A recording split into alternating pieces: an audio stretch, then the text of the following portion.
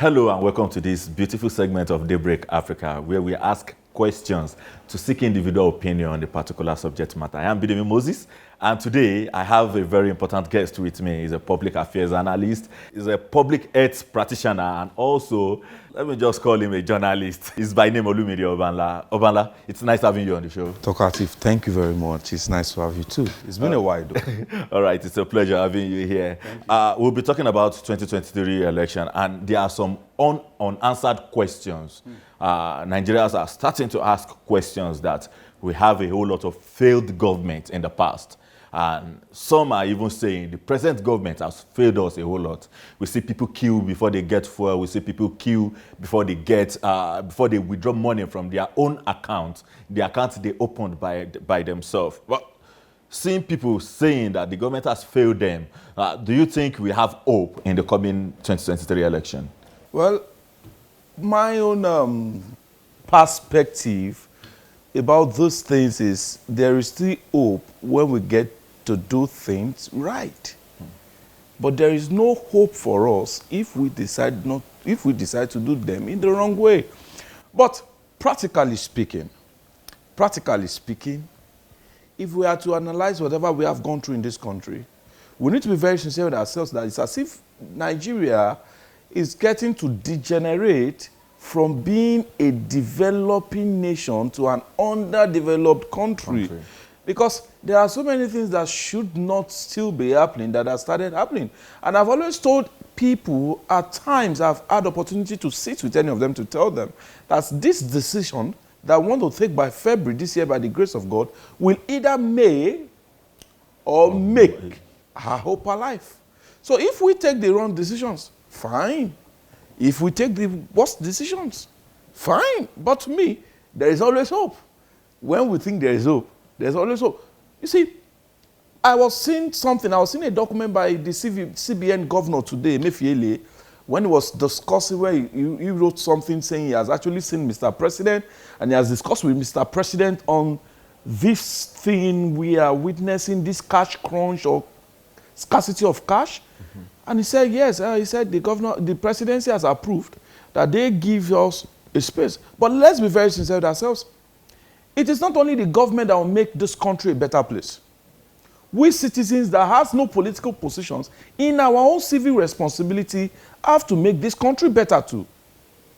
Last year, they told us there was going to be a change in our currency. We kept on shouting as Nigerians. I told somebody, I said, Nigerian for sure. Nigerians will not do what you're supposed to do at the right time, but when it is at the tail end of it getting close, you see everybody starts running around. We wouldn't have witnessed all these things if all of us are taking time to listen to whatever CBN has been telling us since October. I had a friend that told me, okay, is it not Nigeria? What CBN has done will not come into pass until next 17, 15 years. Yes. But let's be very sincere ourselves. In developed countries, it should happen between 5 to 8 years. We need to keep evolving around this world if we want to continue, if we want to live up to standard where we need to be.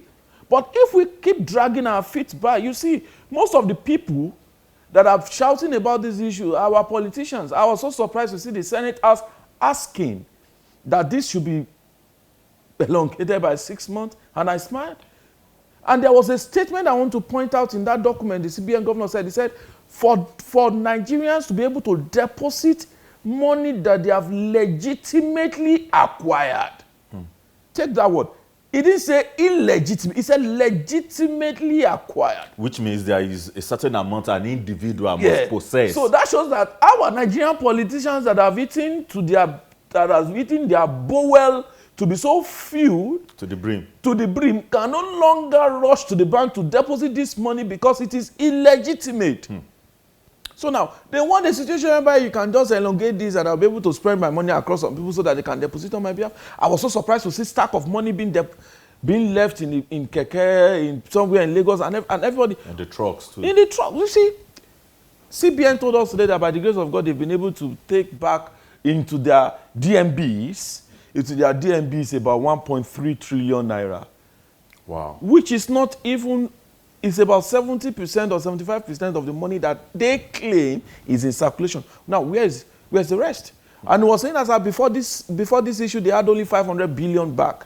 But now they have 1.3 trillion or thereabouts. So you see, whatever policy that has been brought in here, I am not an economist.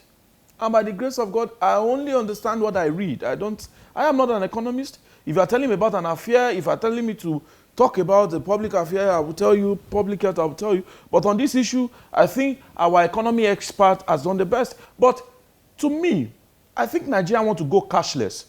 They want to bring in the issue of cashless policy, whereby myself, yourself, a mega seller in the market can actually take transfers, can actually get something without getting paid. So by the time we go cashless, I think there are a lot of things that will be resolved. When I told you my father was kidnapped and a certain huge amount of money was taken with my younger brother, we paid in cash. But now when these hoodlums knows you can no longer get as much as that in cash, then they will have to be very careful of whatever they do. When they know I can no longer, you see, most of these illegal guns we purchase today in this country are purchased by cash. Cash, yes. So eventually, if we're going cashless, we will not be able to purchase these things, then I have to make transfers. Then when I make transfers for illegitimate business, it can actually be traced by our BVNs. So no matter how much you hide, your BVN that was done by the Jonathan regime has exposed us. So forget about the fact anybody shouting about this policy is wrong is actually part of those that have corrupted us all. But talking about the policy, a whole lot of people kept on saying that the policy is another way of curbing vote buying, that's vote transaction. But looking at it, even the old currency is no longer available for people to purchase. Let me cite an example. I wanted to withdraw some cash, and the POS agent told me that I will have to pay 100 naira to withdraw 1,000 naira. And that doesn't mean I will even get the new currency. I will get the old currency. Now, the availability of both the old and the new currency is nowhere to be found. And another thing is, we see Nigerians suffering for their hand-earned money, with the money they acquire legally, legitimately. But don't you think it's whatever policy they are making to affect the politicians is affecting an ordinary citizens also? Don't forget, our mothers in the market that sell Maggi and pepper will not take transfer for 200 naira. My brother, let us be very sincere ourselves. I was also in the bank to take some cash. And there was no cash. And when I was talking to the bank official, he told me, he said, why don't you encourage cashless policy? My wife went to the market to buy tomato and pepper and some other things, and she made transfer. The woman said, do me transfer, but you have to wait to make sure. For me to confirm the alert. To confirm the alert, yes. You see, one of the problems we have in this country is our market structures.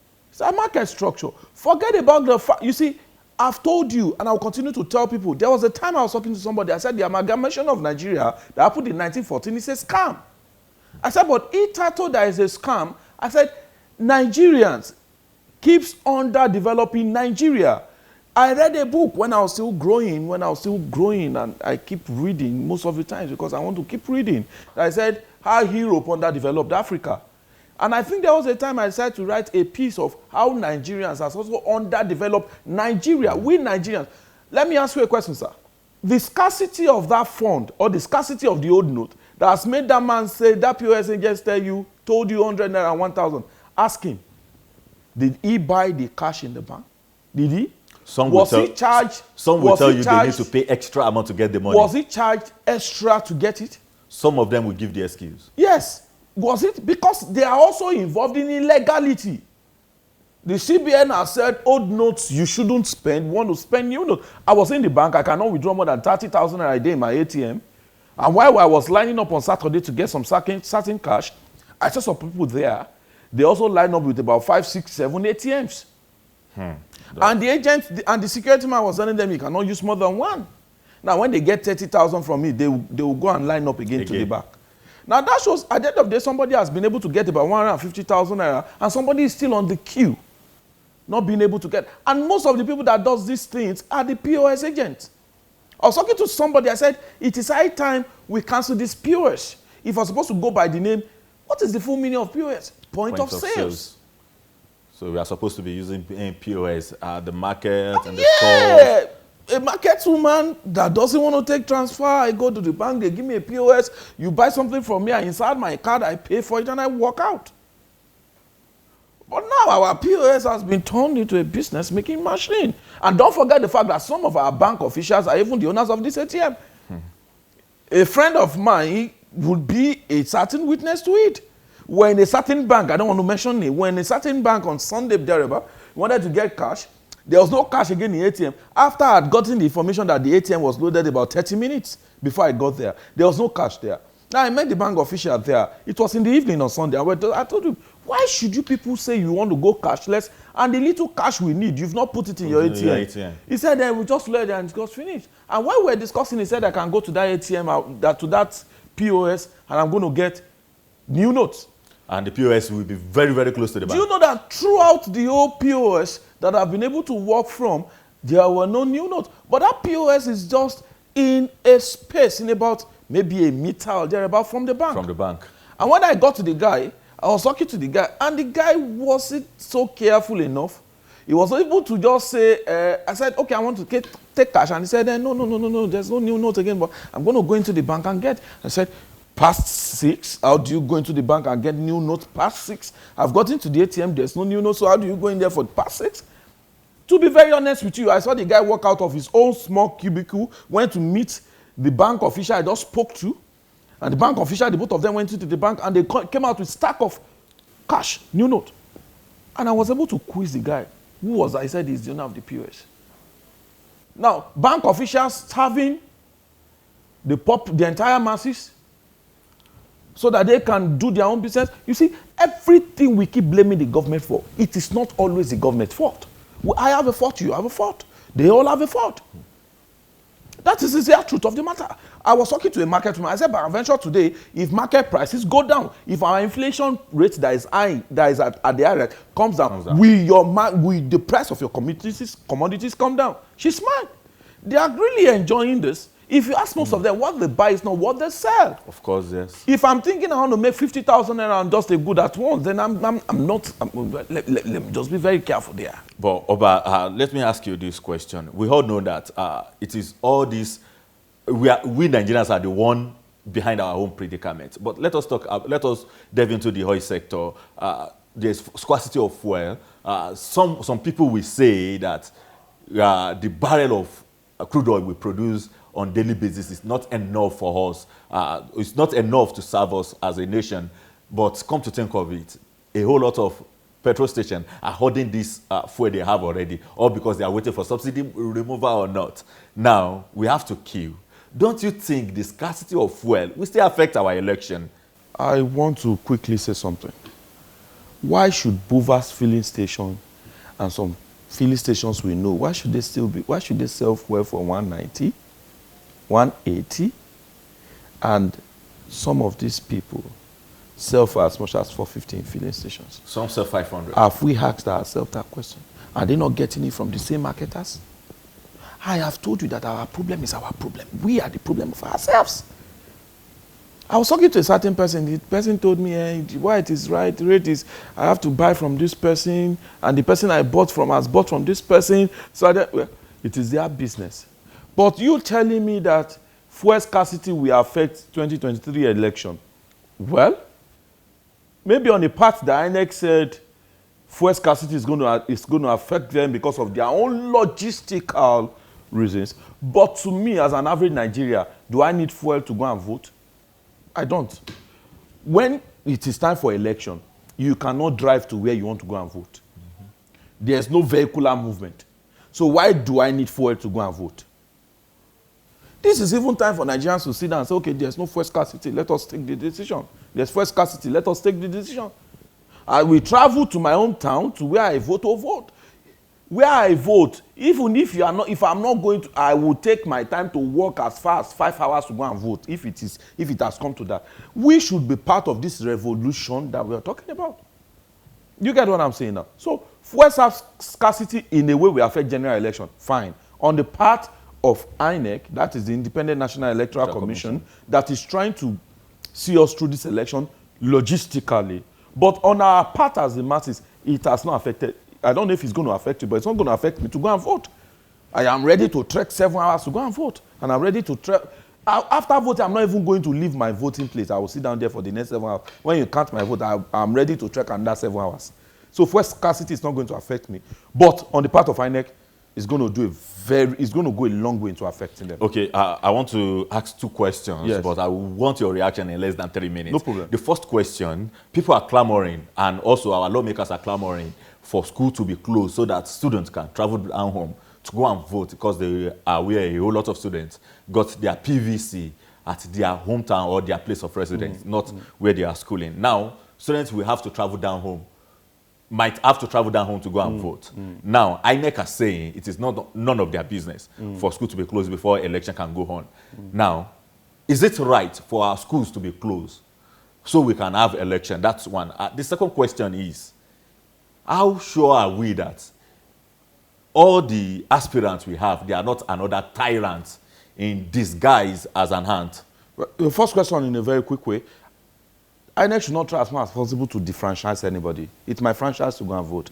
And if I am here, I'm just going to be a student in a certain university for just 4 years. I won't transfer my voting card here for the next 4 years. And after I'm leaving here again 4 years, I'm transferring back to another place. No, INEC should not defranchise us. The school is just going to be closed for just about 2 days of the voting period or 3 days. Fine. I am in support of let the school be closed, let people go back home. Some students will still stay wherever they are because some of them are indigenous of those places and they will still.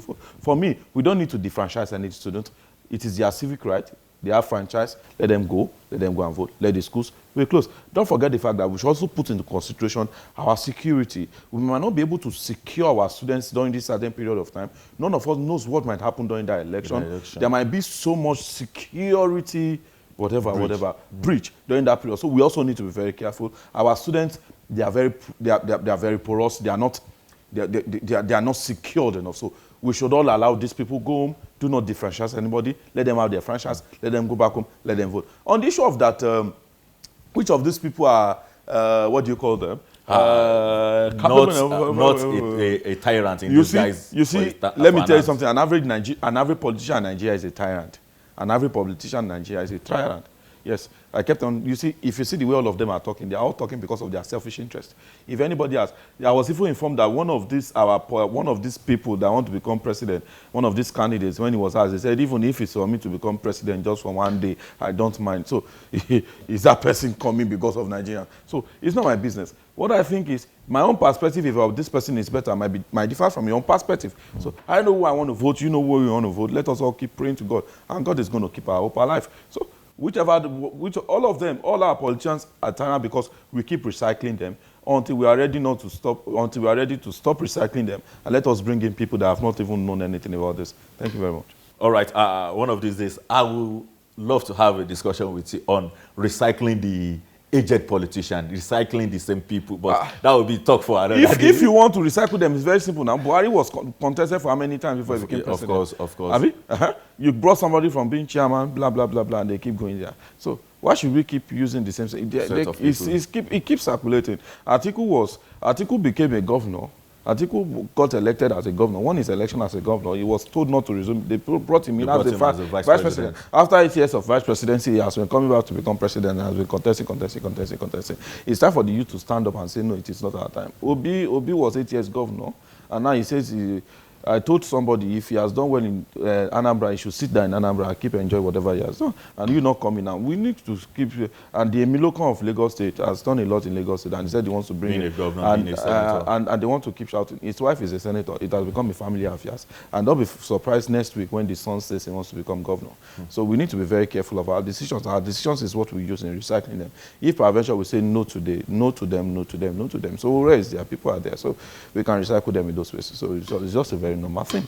All right, in 3 words, what is your parting word and also your advice for Nigerians, especially those that are on queue to withdraw money and also to buy fuel? You see, my advice for those that want to buy fuel, the Bible itself says this, that there's nothing good that will come without you facing the hardship first. So, like Nigerians, let us face. But Nigerians too should also know that we need to talk. You talk. It is not only talking about the government. Talk to people that are there, that you see that are affecting us. There was a time I went to the bank and I wanted to take 100,000 from a POS man during this cash crunch.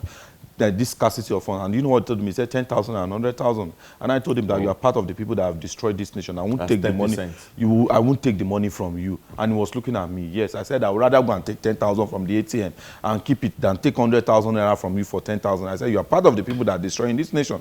So the truth of the matter is this. In as much as we are trying to talk to the government to resolve issues for us, let us talk to ourselves as citizens of this country too. Let us also tell ourselves what we are not doing right, what we are doing wrong. And my parting word to our viewers out there about the 2023 election is, let's stop vote buying, vote your conscience, and be watchful. Do not run away when you vote. Stay there, protect your vote, count your vote, announce your winner, and Nigeria will be better. All right, I won't want to continue mentioning all what you have said before, but I love his word. Ensure your vote is count, because your vote does count. And follow through your vote, vote for the right person, so that you won't be sitting back at home and be telling us the government are doing you bad. I am Bidemi Moses. Until some other time, I will be coming to your screen once again. Please stay safe and don't forget, you need to vote. Bye.